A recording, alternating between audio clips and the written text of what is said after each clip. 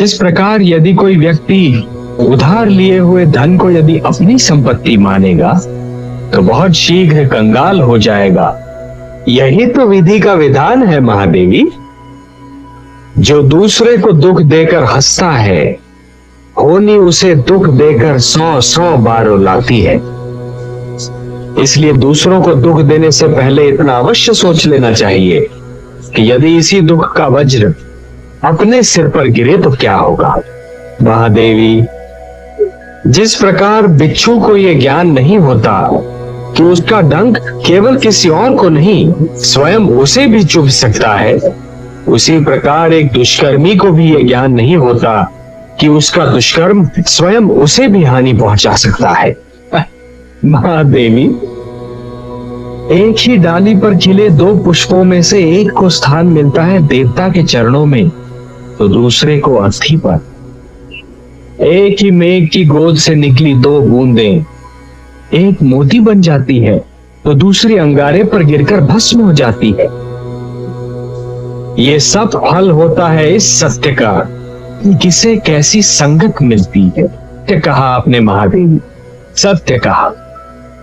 और इसीलिए माता पिता को सबसे अधिक ध्यान बाल्यावस्था में संतान के चरित्र निर्माण पर ही देना चाहिए। इस प्रकार जब जल माटी को गीला कर देता है तो माटी में से सुंदर अंकुर फूटते हैं।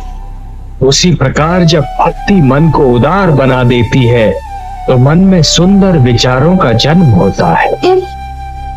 महादेवी, जिसके मन में खोट नहीं होती वो स्वयं को भी सच्चा समझता है और दूसरों को भी, और जिसे अपनी भूल का विस्मरण होता है उसे उसका दंड अवश्य मिलता है। इतिहास रचा ही इसलिए जाता है महादेवी कि आने वाली पीढ़ियां ये देख सकें कि उनके पहले की पीढ़ियों ने क्या भूल की और वो उस भूल को ना दोहराए।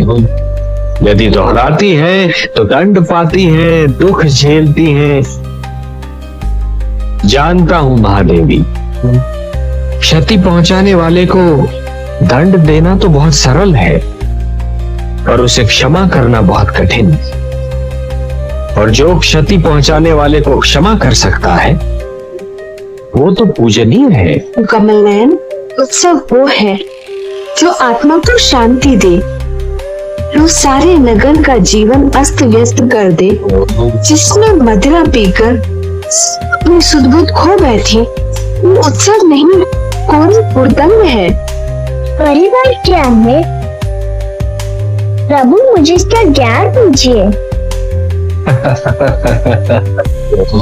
परिवार वो है वत्स जो जीने का उद्देश्य देता है, मानव को ये बताता है इस संसार में क्यों जिया जाए, किसके लिए जिया जाए। और संसार